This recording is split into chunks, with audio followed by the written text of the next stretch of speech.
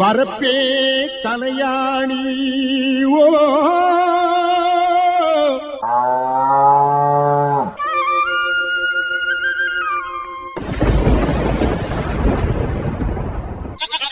வாய்க்காலே பஞ்சுமெத்தே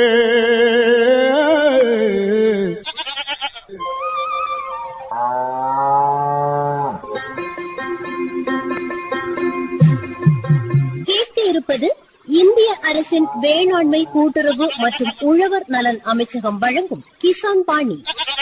இது உழவர் பெருமக்களுக்கான வேளாண் வானொலி. இன்று தேசிய செல்லப்பிராணிகள் தினம். இந்நாளை முன்னிட்டு செல்லப்பிராணிகள் வளர்ப்பில் அதீத ஈடுபாடு காட்டி வரும் மக்களுக்கு சில வழிகாட்டுதல்களை தெரியப்படுத்துவோமே எனும் நல்லெண்ணத்தில் நமது குமரி பண்பலையானது செல்லப்பிராணிகள் வளர்ப்பில் அதீத ஆர்வம் காட்டி வரும் குளிவிளை எஸ் கிராஸ்ராஜ் அவர்களை சந்தித்து சில தகவல்களை கேட்டறிந்தோம்.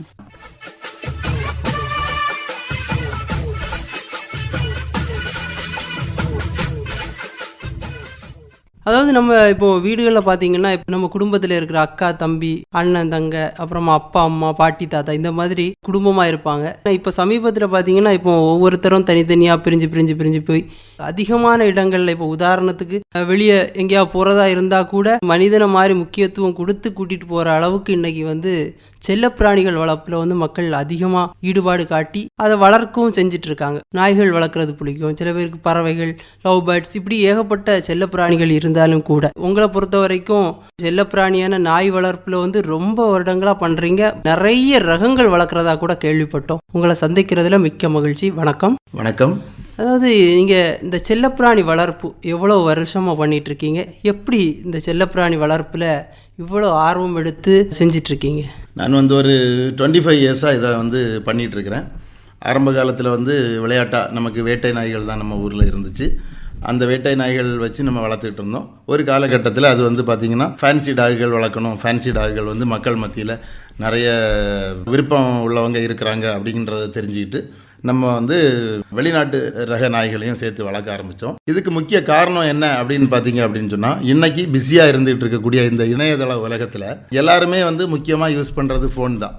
அப்படிங்கும்போது நம்மளுடைய முகம் இன்னொரு முகத்தை பார்க்கணுன்னா அது ஃபோன்ற ஒரு முகத்தை தான் பார்க்குது. அதையும் தாண்டி பார்த்திங்கன்னா இன்றைக்கி முன்னாடி நம்ம விளையாடுறதுக்கு பல வழிகளை யூஸ் பண்ணுவோம். கபடி விளையாடுவோம், கொக்கோ விளையாடுவோம், சிங்காம்புல் அப்படின்ற இந்தியன் விளையாட்டே நிறைய இருந்துச்சு.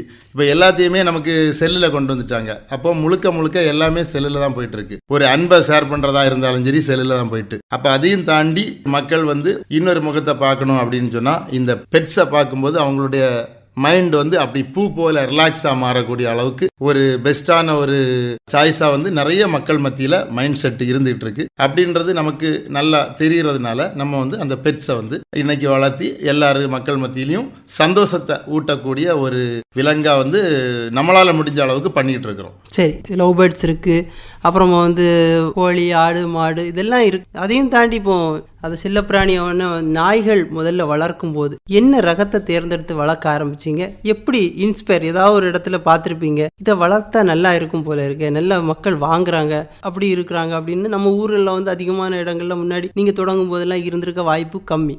அந்த நேரத்தில் நீங்கள் எப்படி ஆரம்பிச்சிங்க? அதை ஒரு சவாலை எப்படி எடுத்து செஞ்சீங்க? ஃபர்ஸ்ட்டில் நம்ம விளையாட்டாக தான் இந்த டாக்ஸை வளர்த்தோம். சீப்பு பாறை, கன்னி, நம்ம நாட்டு நாய்களை தான் நம்ம வளர்க்க ஆரம்பித்தோம். பின்னாடி பார்த்தீங்க அப்படின்னு சொன்னால் இதனுடைய முக்கிய பர்பஸ், இப்போ தான் எல்லா இடமும் கேமரா வந்துருச்சு. நம்ம வளர்க்க ஆரம்பித்த நாட்களில் கேமரா எல்லாம் வர ஆரம்பிக்கலை. அந்த டைமுகளில் சேஃப்டி அண்ட் செக்யூரிட்டி பர்பஸுக்காக நிறைய பேர் டாகுகளை தேடுறாங்க. அப்படின்ற ஒரு கண்ணோட்டத்தில் நம்ம செக்யூரிட்டி பர்பஸுக்காக இந்த டாகுகளை வளர்க்க ஆரம்பித்தோம். அதுதான் மக்களுக்கு பாதுகாப்பை தரும். மக்கள் இன்னொரு மனுஷரை நம்பாத ஒரு பட்சத்தில் இந்த டாகுகளை நம்பக்கூடிய ஒரு பெரிய ஒரு விஷயம் இருந்துகிட்டு இருக்குது. அந்த அடிப்படையில் நம்ம செக்யூரிட்டி பர்பஸுக்காக நிறைய டாகுகள், முக்கியமாக சொல்லணும்னா ஜெர்மன் ஷெப்பர்டு, டாபர்மேன், ராட்வீலர் அப்படின்ற விசேஷ வகை நாய்களை நம்ம வளர்க்க ஆரம்பித்தோம். சரி, இந்த மாதிரிப்பட்ட செல்லப்பிராணிகளை வளர்க்குறது மக்களுக்கு எந்த அளவு ஒரு விழிப்பை ஏற்படுத்தியிருக்கு, என்ன மாதிரி ஒரு பலன்களை கொடுத்துட்ருக்கு? ஆக்சுவலாக சொல்லணும்னு சொன்னால் இயற்கையாகவே நமக்கு கடவுள் தந்த ஒரு கிஃப்ட் தான் இந்த பெட்ஸ். அது வந்து ஆடாக இருக்கலாம், மாடாக இருக்கலாம், வண்ண மீன்களாக இருக்கலாம், பேர்ட்ஸாக இருக்கலாம், டாக்ஸாக இருக்கலாம். சரியா? அதில் நம்ம வந்து இன்னும் கொஞ்சம் அதிகமாக டீப்பாக போகிறது தான் நம்ம டாக்ஸ். எல்லாமே வந்து நம்ம பெட்ஸ், கடவுள் நமக்கு தந்த ஒரு பொற்கிசம். ஒவ்வொரு வீடுகள்லையும் பெட்ஸ் இருக்கும்போது அவங்க மைண்டில், அவங்க வீடுகளில் பார்த்தீங்கன்னா ஒரு பெட்ஸை, நம்ம வளர்க்கக்கூடிய பெட்ஸை திடீர்னு காணணும்னு வைங்களேன், அப்பா அம்மா தம்பி தங்கச்சி எல்லாருமே சேர்ந்து தேடுவாங்க. அப்போ அவங்களுக்குள்ள ஒரு கருத்து வேறுபாடு இருந்தால் கூட அந்த பெட்ஸை தேடும்போது எல்லாருமே ஒன்று சேர்ந்துருவாங்க. எனக்கு தெரிஞ்சு பார்த்தீங்கன்னா ஒரு யங்ஸ்டர் அவங்க வந்து டிவோர்ஸ் ஆகக்கூடிய கண்டிஷனில் இருந்தவங்களை ஒரு பெட்ஸ் ஒன்று சேர்த்துருக்கு அப்படின்னு நான் நம்புறீங்களா? உண்மையாக ஒன்று சேர்த்துருக்கு. அந்த அளவுக்கு டீப்பாக இன்னைக்கு மனிதர்கள் மத்தியில் உள்ளங்களுக்குள்ள டீப்பாக போய் பாஞ்சி இருக்கக்கூடிய ஒரு எஃபெக்ட் தான் இந்த பெட்ஸ். அதனால் பெட்ஸுக்கு வந்து நம்ம சிறப்பாக இன்றைக்கி ஒரு பெட்ஸ் தினம் அப்படின்றது இருக்குது அப்படின்னு சொல்லும்போது நம்ம வந்து பெருமைப்படக்கூடிய ஒரு விஷயம்தான். இப்போது நாளுக்கு நாள் வந்து மக்கள்கிட்ட வந்து கொஞ்சம் அவேர்னஸ் வந்துருச்சு. இப்போ வெளியே போனால் கூட அதை வந்து ஒரு குடும்பத்தில் ஒரு அங்கத்தினராக வந்து வண்டியில் கூட்டிகிட்டு போகிறது, இப்படி நம்ம அன்றாடம் பார்த்துட்ருக்கோம். சில பேர் காலையில் வாக்கிங் போகிறதா இருந்தாலும் சரி கையில் பிடிச்சி அப்படி இந்த மக்கள்கிட்ட எந்த அளவு விழிப்புணர்வு ஏற்படுத்தியிருக்கு? கண்டிப்பாக அதிகரிச்சுக்கிட்டு தான் இருக்குது. இப்போ பார்த்தீங்கன்னா ஒரு ஃபார்ம் ஹவுஸ் அப்படி ஒருத்தங்க வச்சுருக்கலாம். அப்படின்னா ஃபார்ம் ஹவுஸை பொறுத்தளவில் கார்டிங்குக்கு டாக் தேவை. இன்னொன்று நம்ம வந்து டவுனுக்குள்ளே இருக்கலாம். டவுனுக்குள்ளே இருக்கும்போது நம்ம வேலையெல்லாம் செய்யாமல் தொந்தியும் தொப்பையுமா வளர்ந்துட்டு இருப்போம். அப்போ வந்து காலையிலையும் சாயந்தரமும் நமக்கு வாக்கிங் போகணும்.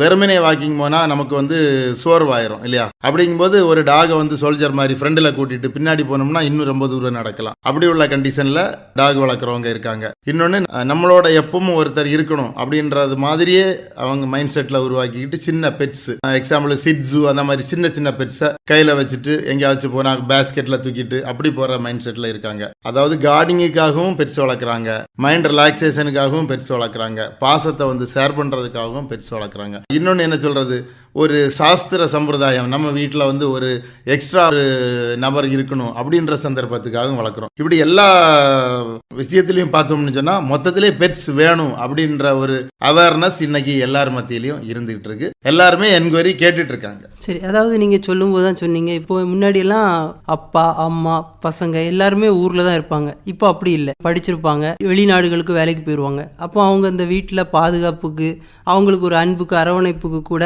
நம்ம செல்ல பிராணிகளான நாய்களை வளர்க்குறாங்களா எப்படி?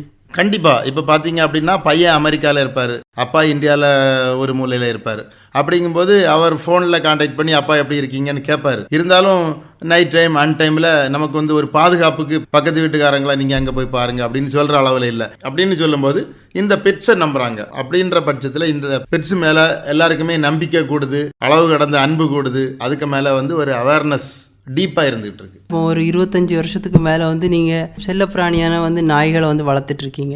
இருந்தாலும் கூட இப்போ உங்கள் ஊர் பகுதிகளில் பல இளைஞர்கள் இருப்பாங்க, சரியான ஒரு வேலை கிடைக்காத சூழ்நிலை இருந்தாலும் கூட சிலர் வந்து இந்த மாதிரி ஒரு தொழிலை செஞ்சால் வெற்றி அடையலாம் அப்படிங்கிறதுக்காக யாராவது உந்து சக்தியாவோ இல்லைனா அவங்களுக்கு பயிற்சிகளோ இப்படி பண்ணு இல்லைனா ஆர்வம் எடுத்து கேட்க வர்றவங்களுக்கு ஏதாவது நீங்கள் சொல்லி கொடுத்து வெற்றியாளர் ஆக்குன அனுபவம் உண்டா? இப்போ நம்ம சைடில் பார்த்தீங்க அப்படின்னா நம்ம வந்து அது நம்ம பிளட்லேயே ஊறிடுச்சின்னு வைங்களேன். நமக்கு வந்து பெட்ஸ் மேலே அவ்வளோ ஒரு தாகம். நீங்கள் கேட்குறது போல் நம்மளை வேறையும் நிறைய நண்பர்கள், அதாவது பார்த்தீங்கன்னா ரிட்டையர்ட் ஆனவங்க, எக்ஸ் சர்வீஸ் மேன் அல்லது வந்து டிபார்ட்மெண்ட்லேருந்து ரிட்டையர்ட் ஆனவங்க, வயது முதிர்ந்தவர்கள், யங்ஸ்டர்ஸ், ஏதோ நமக்கு வந்து கூலி வேலைக்கு போகிறவங்க, இந்த மாதிரி உள்ளவங்க எல்லாம் நிறைய பேர் நம்மக்கிட்ட வந்து கருத்து கேட்டிருக்காங்க. நம்மளும் நம்ம மாவட்டங்களில் நம்மளை சார்ந்து நிறைய பேரை வந்து நம்ம உருவாக்கியும் விட்டுருக்குறோம்.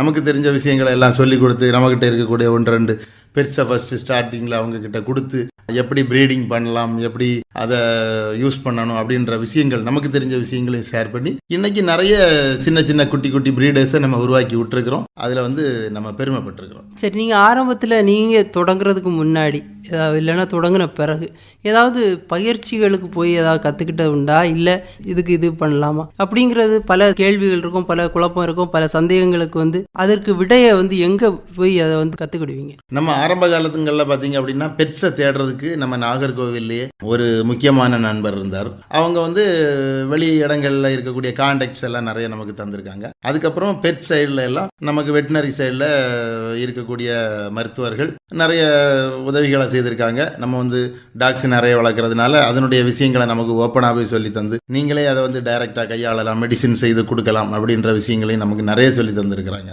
அது இல்லாத பட்சத்தில் தான் நம்ம டாக்டர்ஸை போய் தேடுவோம். அப்படிங்கும்போது ஓரளவுக்கு உள்ள மெடிசின்ஸும் நமக்கே தெரியும். முடியும் அப்படிங்கிறப்போ நமக்கு வளர்க்குறதுக்கு அது கொஞ்சம் ஈஸியான மெத்தடில் எல்லாருமே நமக்கு ஹெல்ப் பண்ணிகிட்டு இருந்திருக்கிறாங்க. சரி, இப்போது இந்த செல்லப்பிராணிகளை வளர்க்கும் போது முக்கியமாக பலவிதமான நோய்கள் வர்றதுக்கு முக்கியமான காரணம் உணவு முறை சரியாக பின்பற்றாதனால அப்படின்னு சொல்லுவாங்க. அதுக்கு பொதுவாக நமக்கு கால்நடை மருத்துவர்களுடைய அறிவுரை, ஆலோசனை, இல்லைன்னா சரியான நேரத்தில் தடுப்பூசிகள் போடுறது, குடல் புழு நீக்கம், இதெல்லாம் சரியாக பண்ணுறீங்களா? அவங்களுடைய சப்போர்ட் எப்படி இருந்துகிட்ருக்கு? நம்ம இடத்த பொறுத்த அளவில் கால்நடை மருத்துவர்களுடைய அறிவுரை ரொம்ப முக்கியம். நம்ம மட்டும் இல்லை, எல்லாருக்குமே இந்த பெட்ஸுக்கு கால்நடை மருத்துவர்களுடைய அறிவுரை ரொம்ப முக்கியம்.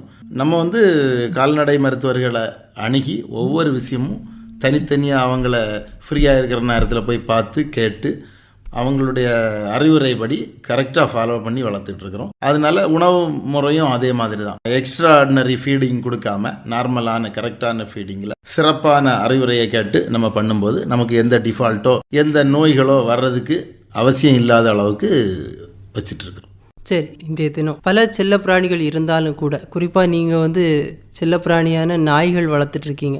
இந்த வளர்ப்பு பண்ணுறவங்க நிறைய பேர் இப்போ கேட்டுட்ருப்பாங்க, நிறைய பேர் இருப்பாங்க. அவங்களுக்கு இந்த தினத்தில் செல்லப்பிராணியான நாய்களை ஒரு ஆரோக்கியமான ஒரு நல்ல ஒரு ப்ரீடாக உருவாக்கணும், நல்லா வளர்க்கணும், அது ப்ரொடக்டிவிட்டியை கொடுக்கணும் அப்படின்னா எப்படி பின்பற்றணும்? இப்போ பெட்ஸை பொறுத்த அளவில் நம்ம டாக்டர்னுடைய அறிவுரையை கேட்டு வளர்க்கணும். முக்கியமாக நம்ம வளர்க்கக்கூடிய விதத்தில் பார்த்திங்கன்னா உணவு பழக்கத்தில் ஒபிசிட்டி ஆகாத அளவில் ஓவர் ஃபீடிங் கொடுக்காம கரெக்டான டைஜஷன் கண்ட்ரோல் பண்ணி இன்டேக் இன்ஃபெக்ஷன்ஸ் வராத அளவில் நார்மலான ஃபீடிங் கொடுத்து ஒரு பெட்ஸை வளர்க்கும்போது அந்த பெட்ஸ் ஒர்த்தாக நல்ல ஹெல்த்தாக இருந்துகிட்டு இருக்கும். அதுக்கு மேலே இந்த பெட்ஸ்ன்றது நமக்கு ஒரு சமாதானத்தின் சின்னமாக இன்னைக்கு எல்லாருக்கும் இருந்துகிட்டு இருக்கு. அன்பு சமாதானம் உருவாகிறதுக்கு காரணமாகவும் இருந்துகிட்டு இருக்கக்கூடிய இந்த பெட்ஸை எல்லாரும் பெஸ்ட்டாக வாங்கி வழங்க, உங்களுடைய அன்பை அதுக்கிட்ட ஷேர் பண்ணுங்க அப்படின்ற விஷயத்தை இந்த பெட்ஸ் தின நாளில் நான் உங்ககிட்ட வேண்டி கேட்டுக்கணும். சரி, அதாவது இதுவரைக்கும் செல்லப்பிராணியான நாய்கள் வளர்ப்பு எப்படியெல்லாம் பண்ணிகிட்ருக்கிறேன், என்ன மாதிரிப்பட்ட சூழலில் வளர்க்க ஆரம்பித்தேன், அது மட்டும் இல்லாமல் இன்றைய தினத்தில் செல்லப்பிராணிகள் மனிதர்களுக்கு எவ்வளோ முக்கியத்துவம் கொடுக்குது. இப்போ சில பேருக்கு அன்பாட்டம், சில பேருக்கு விற்பனை வாய்ப்பாட்டம், இல்லை சில பேருக்கு ஒரு நல்ல ஒரு பொருளாதாரத்தை ஈட்டி தரக்கூடியதாகட்டும் இருந்துகிட்ருக்கு. இருந்தாலும் கூட மனிதனுக்கு ரொம்ப முக்கியமானது அமைதி. பல சூழல்களில் அவனுக்கு 1008 பிரச்சனைகள் இருந்தாலும் கூட ஏதாவது ஒரு செல்ல பிராணிகள்கிட்ட போய் கொஞ்ச நேரம் இருந்தால் கூட அந்த ஸ்ட்ரெஸ் ரிலீஸ் ஆகி அவன் ஒரு சாதாரண ஒரு மனநிலையை உருவாக்குற பண்பு இந்த செல்ல பிராணிகள்கிட்ட இருக்குது அப்படிங்கிற மாதிரியும் இவ்வளோ நேரமும் நம்முடைய குமரி பண்பலை நேயர்களுக்காக அருமையாகவும் தெளிவாகவும் பலவிதமான தகவல்களை பகிர்ந்துகிட்டமைக்கு ரொம்ப நன்றி. இதுவரை செல்லப்பிராணி வளர்ப்பு குறித்து குழிவிளை எஸ் கிராஸ்ராஜ் அவர்களுடன் நேர்முகம் கேட்டீர்கள்.